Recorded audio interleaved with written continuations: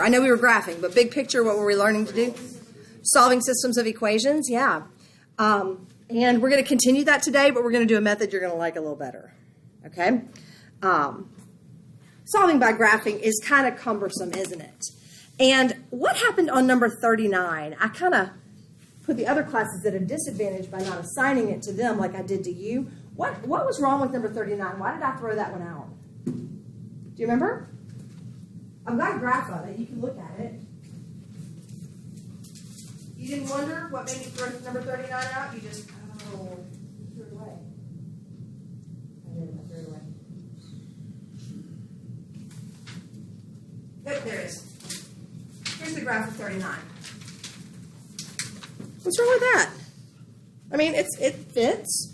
The solution's on the page. Why would I throw that one out?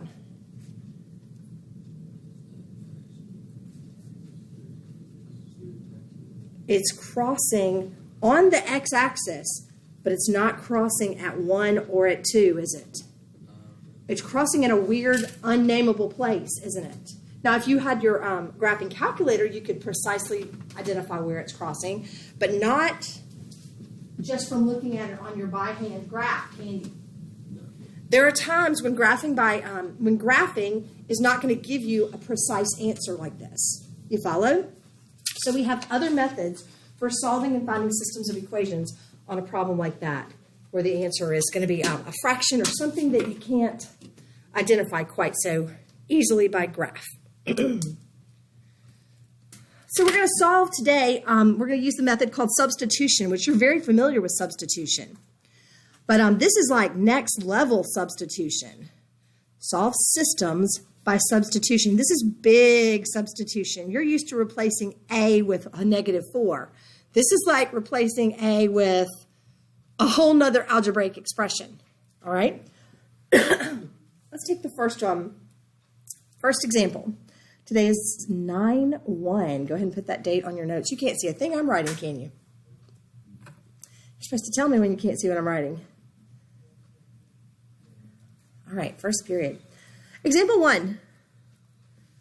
Let's take the system, first equation, x minus 7y equals 11, and 5x plus 4y equals -23.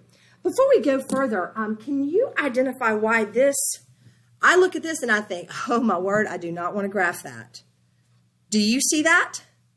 Do you see something about that that makes you think, I don't want to graph that? Can you look at it really hard and use your brain, think forward, fast forward a little bit, and tell me, why do you not want to graph that?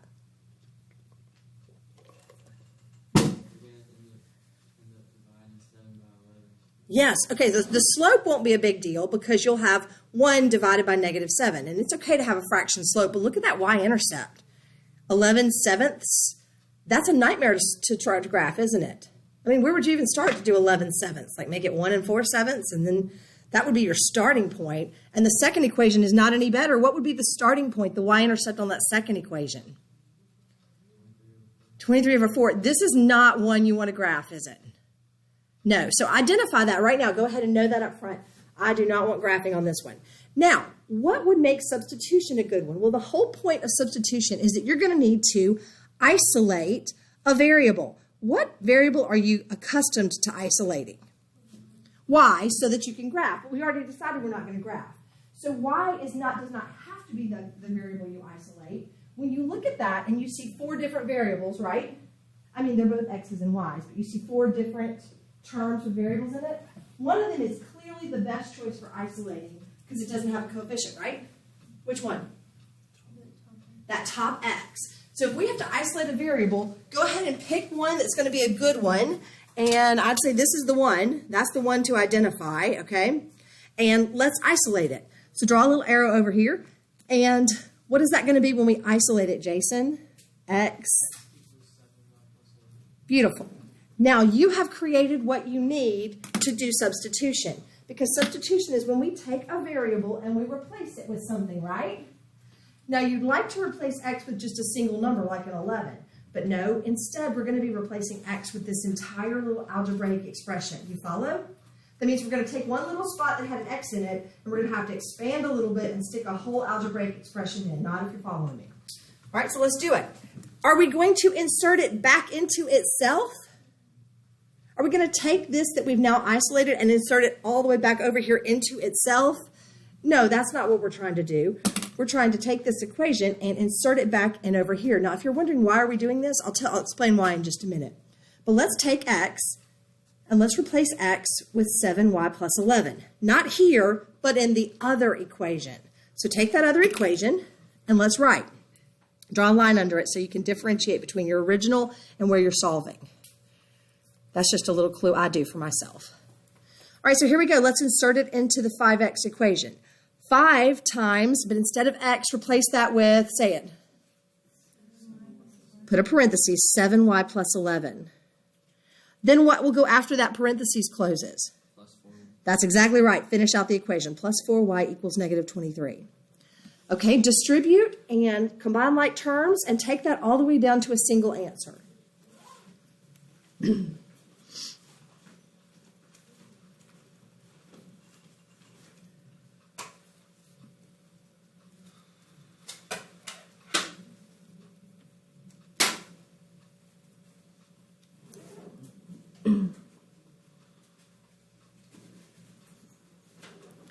Make sure you combine like terms before you start moving things across the equation.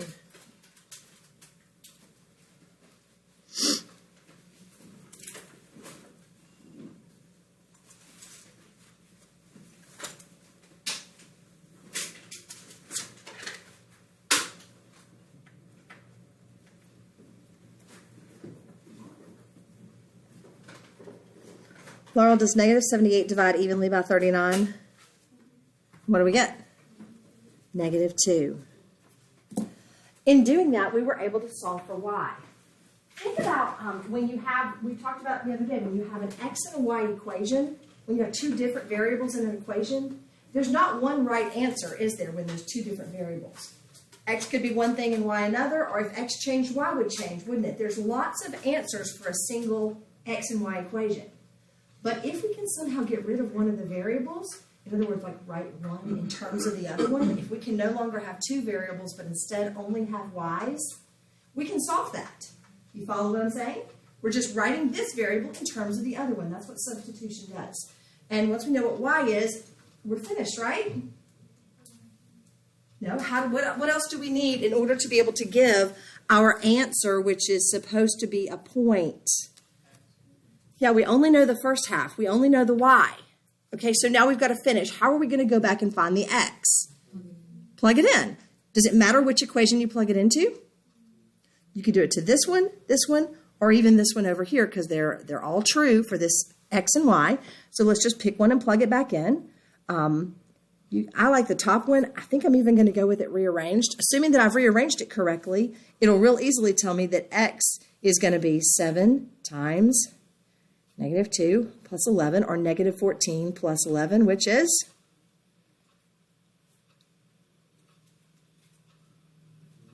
negative 3.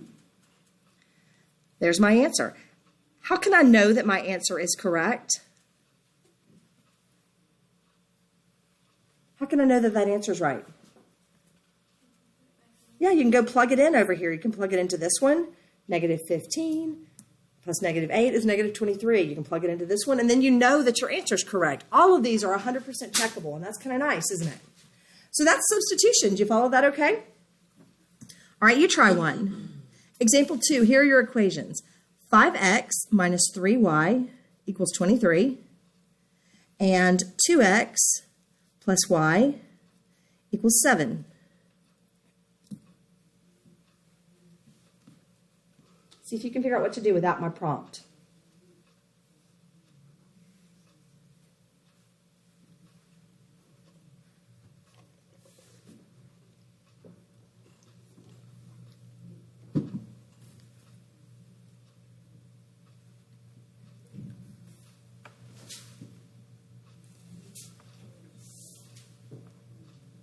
Jesse, what's our first step? We need to, which one? The y on the second one, right? That would be the best, the easiest one to isolate because there's no coefficient.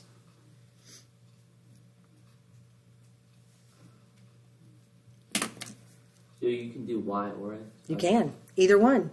Any variable, any of those 4 variables you can choose, just pick the one that's easiest to isolate. Most common mistake is people trying to strictly isolate y every time. And if you tried to isolate y on this one, you're going to end up with ugly, ugly fractions unnecessarily.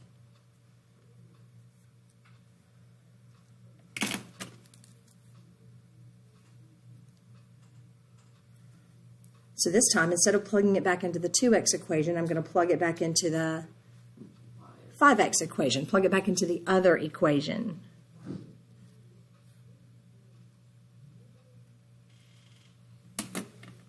I nearly did that wrong. What did I start to do wrong? I started to put it where the x is like we did last time. And that's not correct, is it? Because this time we've isolated y. So 5x stays as it is, minus 3 times. You can see where that would be a super easy mistake to make, right? All right, go ahead and solve. Boy, so hot.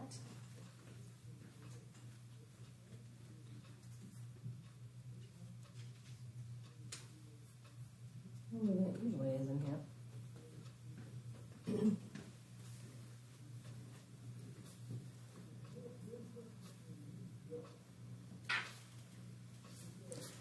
Careful with your distributing.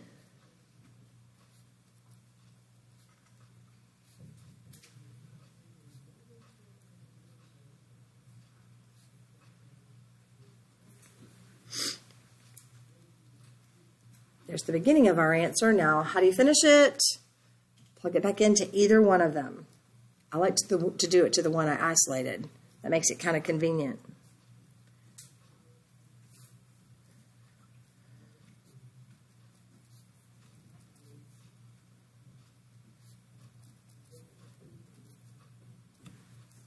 All right, any questions there?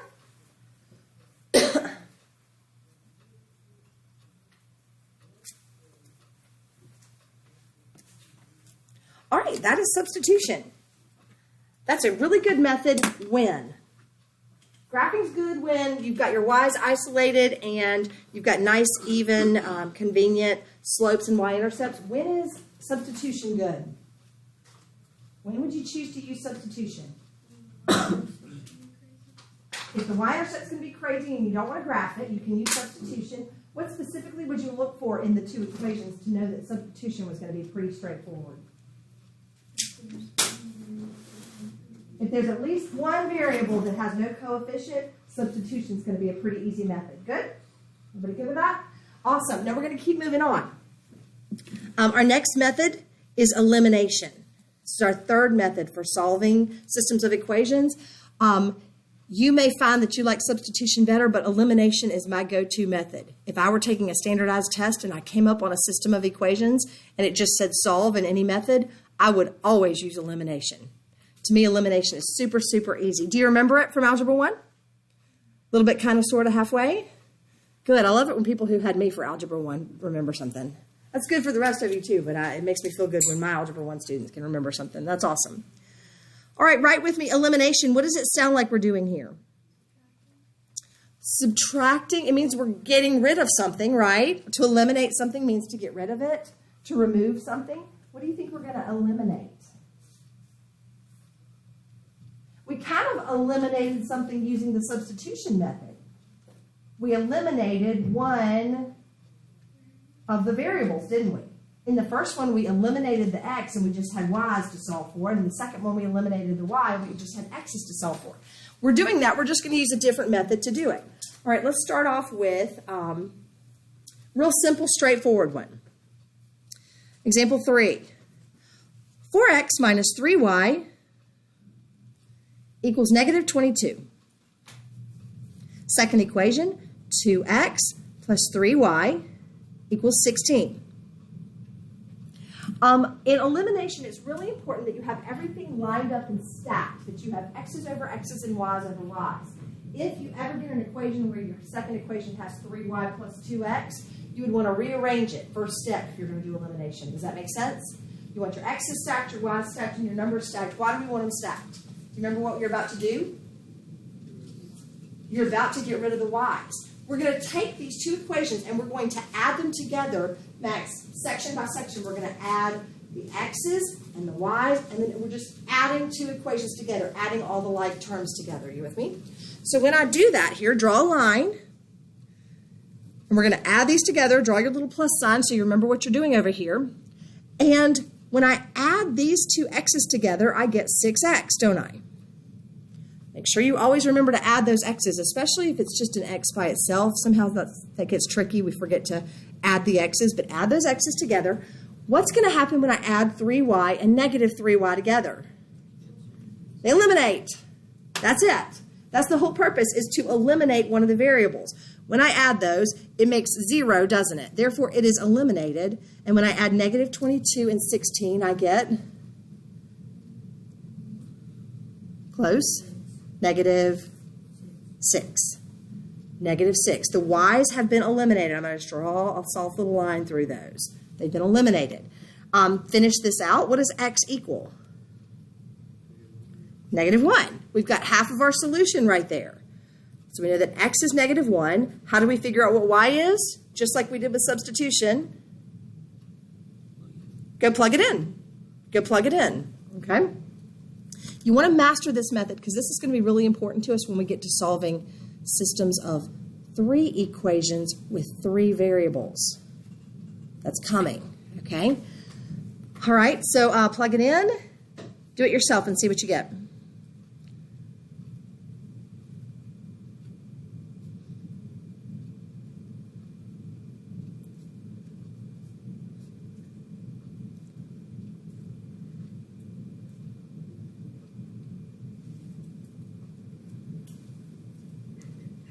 Y equals 6, and check it by plugging it back in, right?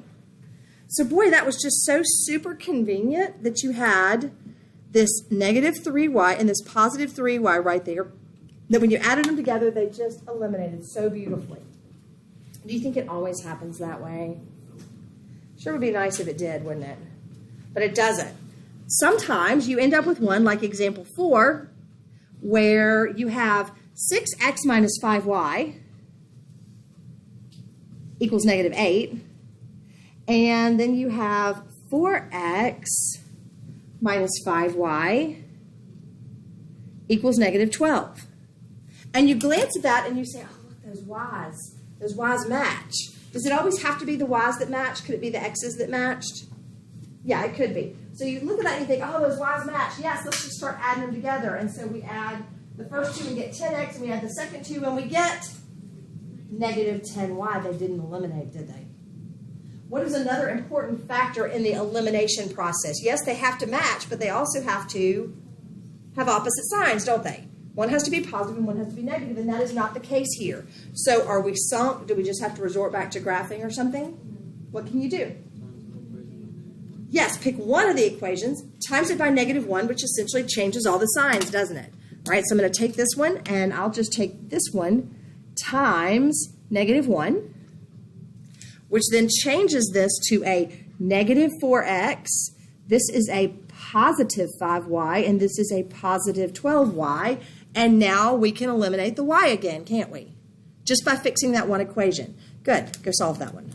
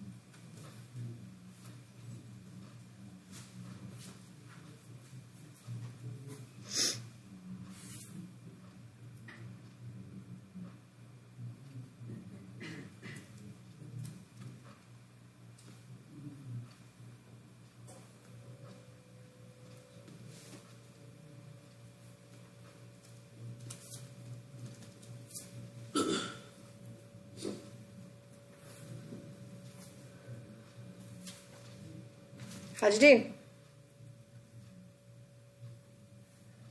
Did you get the right answer? 6 and negative 4x gives you 2x. The y's canceled. Negative 8 and positive 12 gave you 4. What happened? I see some erasing. Talk to me. Tell me what you did. You just plugged this in here. That's okay. That shouldn't give you the wrong answer. So you had x equals 2. Okay, just make sure you plug it in either to the negative version or the positive version. Did you plug it in as like negative 4 times 2 or positive 4 times 2? Did you use the original equation or the original? So it would be 4 times 2 is 8, minus 5y equals negative 12. Subtract 8 and get negative 20. And then negative 5, did you catch it? If you're going to use the original, you got to use all the originals, right? Is that what happened? That's exactly why I picked the top equation to plug it into, so I didn't have to think about what was the original and what was the old. I picked the unsullied, the unmessed up equation to plug it back into just to keep myself from making any mistakes like that. Everybody doing great? Okay, so as long as we have matching coefficients, it doesn't matter if they're the same sign or opposite signs, we can handle this, right? We're all good. But what if you don't have matching coefficients? That happens, right? It's kind of lucky when you have matching coefficients. Most of the time, you're not going to have matching. What do you do when you have nothing that matches, like example 25 or whatever we're on here? What is this? 3, 4, just example 5? Okay, just like example 5, where we have 6a minus 5c equals, ooh, big number, negative 62. And 8a doesn't match, does it? Plus 7c, again, doesn't match, does it? Equals 54. Okay, maybe we should just abandon this one and do graphing instead. No, I don't want to do that. You see why? We're going to have crazy y-intercepts again, aren't we? Maybe I should just do substitution. Why not substitution? Every variable has a coefficient, and that means that when we start dividing and trying to isolate, separate 8 from a, we're going to end up with all these fractions, aren't we? Look at me. Avoid that if necessary. Don't go into trying to use fractions like 54 over 8 just because I tried to isolate that a on the bottom. Don't do that. Don't do substitution. Let's use elimination again, but obviously I can't do it as it is. I'm going to have to do some changing and fixing. How do we change or fix the last one? You multiply by negative 1. So theoretically, if I can multiply both sides of an equation by negative 1, I can multiply them by anything I want, couldn't I? As long as you multiply both sides of the equation by the same number, you could fix it to make it anything you wanted. So the question is, which variable do I want to eliminate? Would it be easier to change and eliminate A or easier to change and eliminate C? Why?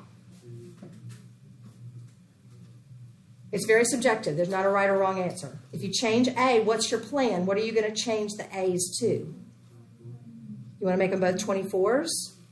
Okay, but we need one to be positive and one to be negative, right? So if we do that, we've got to multiply the top one by 4 to make it 24, and the bottom one by negative 3 to make it 24. Or I would probably have chosen to eliminate C. Why do you think?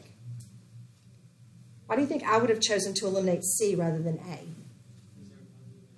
It already has opposite signs, so I don't have to do any sign changing. To me, that's a little bit easier. If you want to do A, do A. I'm going to do C. We're going to get the same answer either way. All right, if I do C, I'm going to need to change. What would I need to change the 5 and the 7 to so that these will match? 35. So I'm going to have to multiply. To make that a 35C, I'm going to have to multiply the top equation by, help me, 7, and the bottom equation by 5. Does everybody see why I chose those two numbers? You're not talking to me too much. You clear on me on how I got that? Okay, I'm just going to draw an arrow to the side and rewrite them both. If you find one where you only have to change the first equation, hear me. I want you to hold your pencil up for just a second. Hear me on this. If you find that you could fix this by multiplying just the top equation by something, that's fine. Write it out to the side.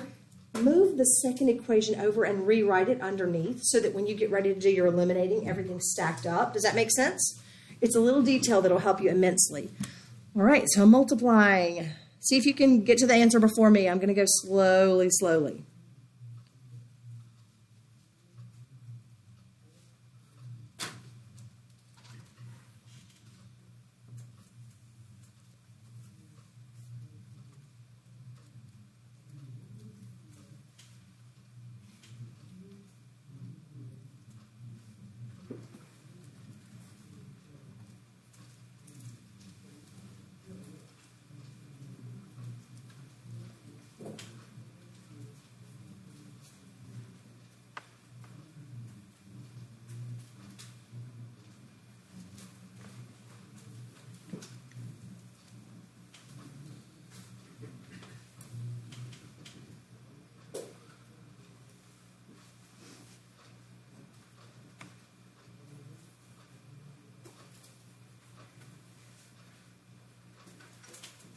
Careful with signs.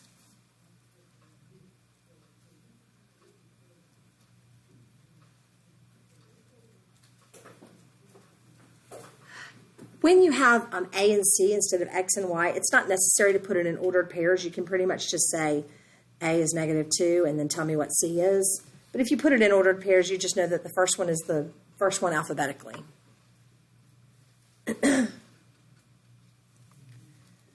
Braden, if I made you pick, when you get ready to plug A back in to find C, would you plug it into this one, this one, this one, or this one, knowing that any of them is fine? You'll get the answer on any of them. Which one would you choose to plug A into to get C? Definitely one of these first two. I would avoid using the bigger number ones, wouldn't you? Definitely use one of these first two and then just plug it in carefully. -2.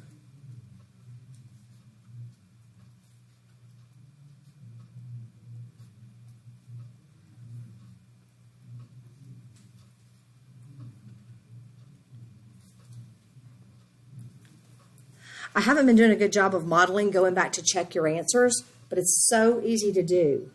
You don't even have to write anything down. You can just say, okay, that's -12, minus 50 is -62. You can plug them in your head.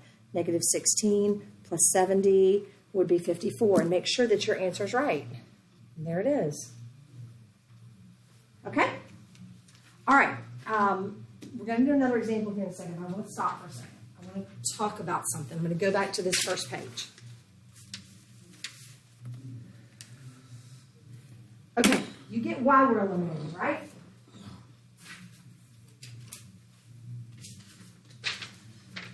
Eliminating allows us to get rid of one of those variables, yes? And we do it by adding the two equations together. You with me? You understand so far?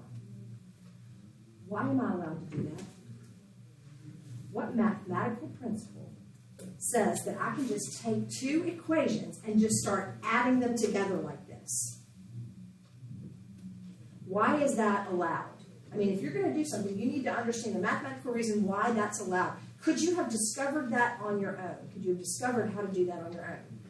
Why is it allowed to just start adding this side of the equation together and this side of the equation together? Thoughts?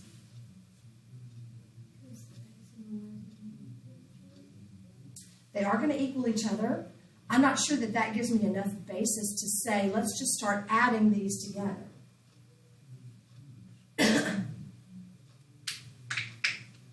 Okay? I'm going to give you an explanation. I want you to get this now. I want you to hang with me and understand this. All right, let me use my marker here. If I'm going to use this one because this may be the least messy. Okay, let's just take this equation first right here.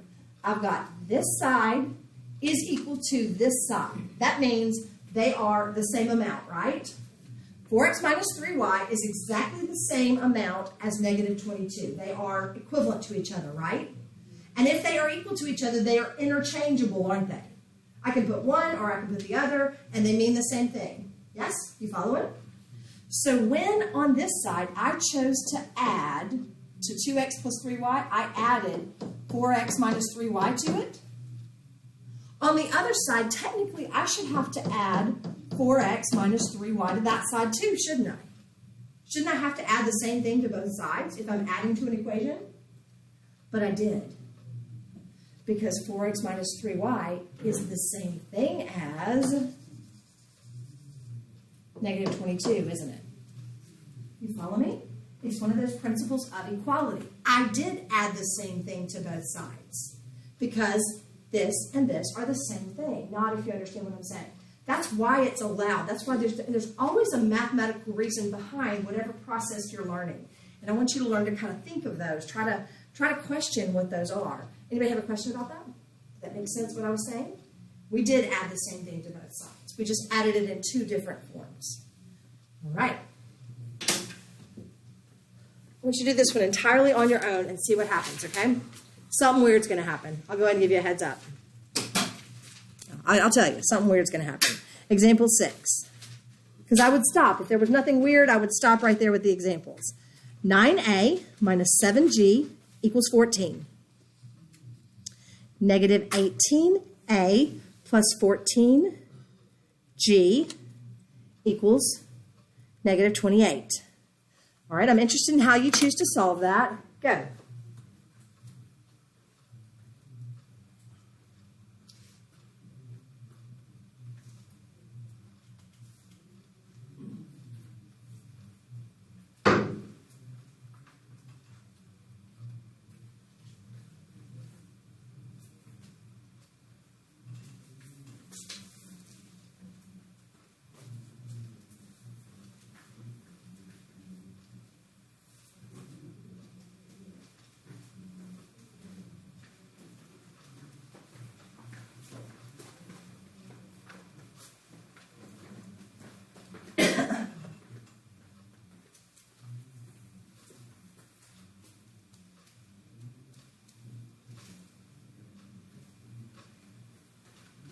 What did you choose to do, Jason? Okay, elimination by doing what? What did you change? All right, if you multiply by 2, that will eliminate which A? All right, so 18A minus 14G equals 14. Oh, excuse me, equals 28, sorry. Equals 28. And negative 18a plus 14g equals negative 28. And what happened? I add my a's together, and they eliminate, right? And I add my g's together, and they also eliminate, which means I have 0 on this side, don't I? And I add my numbers together, and they also eliminated, meaning I have 0 equals 0. Is that true?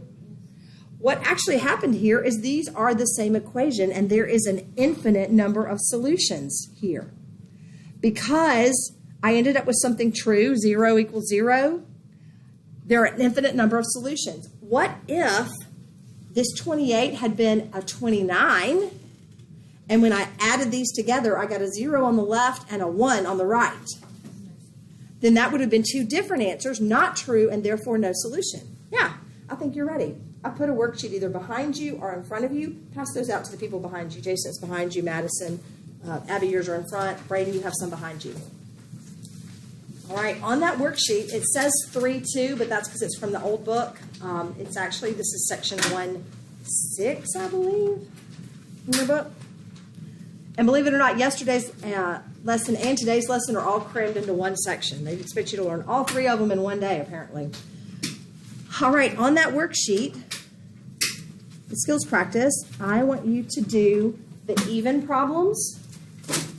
I believe specifically it's 2 through 26 even. Is 26 the last one? Yeah. Yeah, 2 through 26 even. Wait, is the last one a word problem? Leave it off. Do 24. We'll talk about that one tomorrow. 2 through 24 even.